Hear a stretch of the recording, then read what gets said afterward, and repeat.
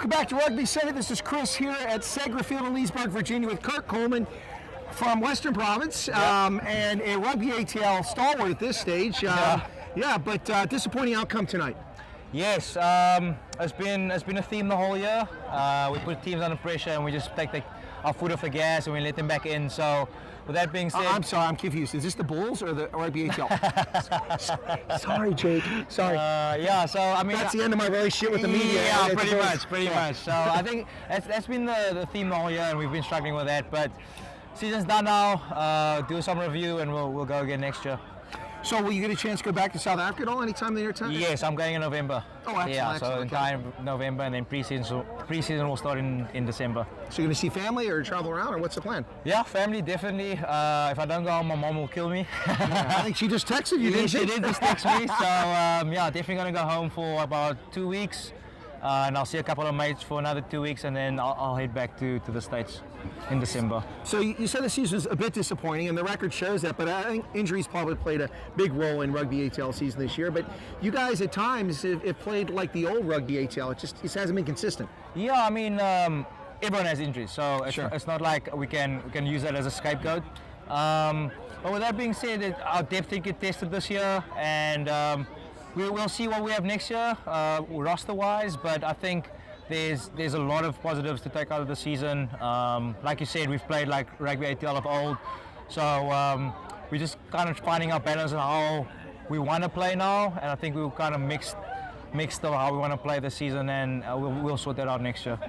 Well, it's a World Cup year. I'll be in France for the World Cup. The Eagles won't, nor will Canada. But some new teams out there. Chile, Uruguay is back again, and then Portugal made it this time. And of course, the Bucks are there. The Springboks are there. So, any thoughts on the World Cup?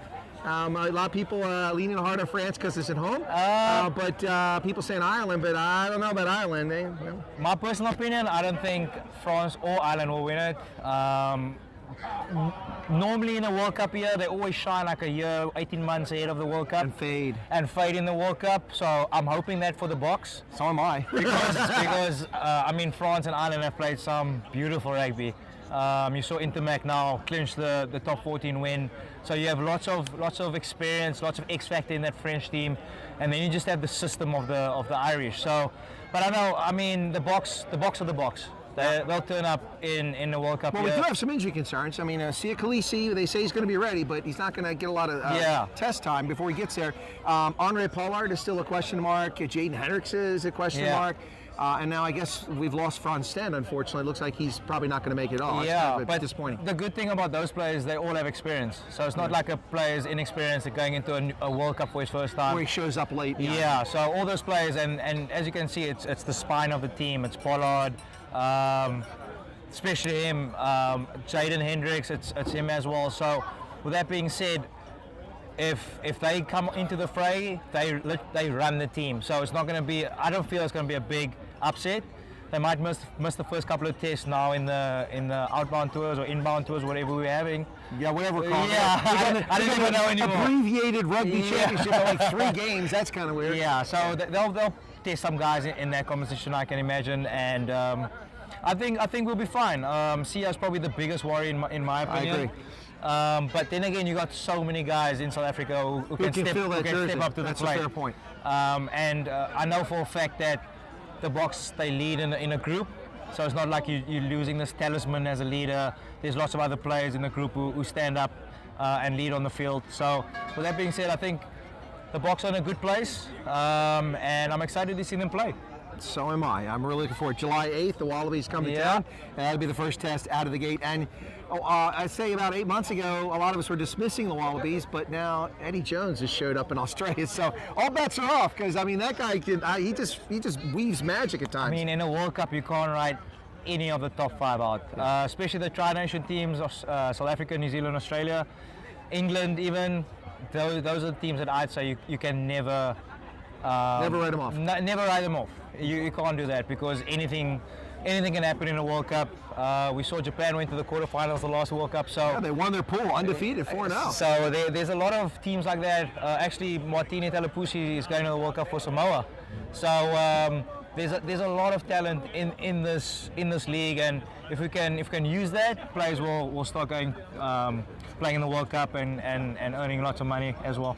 Well, you're becoming a graybeard in Major League Rugby. Okay, and that's not a statement on your age. Just means you've been around a bit. Yes, you know the league. yes. You also know the Curry Cup. I You do. also know the Curry Cup very well. Yes. Let's see. So our beloved VP is out of it. They're gone, unfortunately.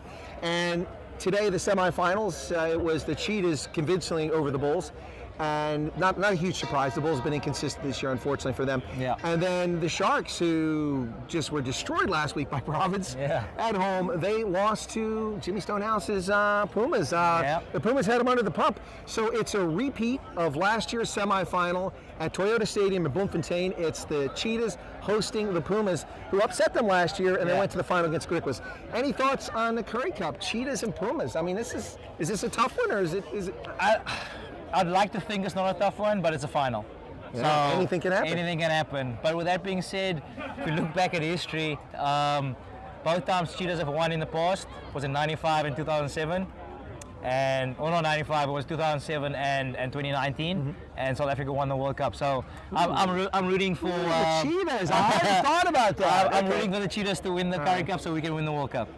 Okay, I hadn't thought about it that way. Yeah. I guess I've got a Cheetahs flag. I'll have to start waving that. Yes. Anyway, so Kurt, it's always a pleasure to talk to you. You doing a vacation? You going to relax at all? I mean, in off season, I know you're going to go back to South Africa for see family, but seeing family isn't always a vacation. I mean, it might be for you, but it isn't always for everybody. So are you going to go anywhere, see anything? I don't know. At the moment, I've got probably about a month and a half off before I start coaching our academy team. So I'll see what comes up. For Rugby ATL? For Rugby ATL, yes. So I'll because I understand Momsen was coaching the under-19s. Yes, yeah. So in the off season,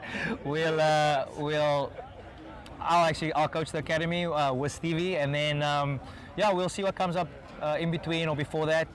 It'd be lovely to get away, but I did go to Mexico in our bye week, so that was great as well. Something different. Yes. All right, one last question for you, Kurt.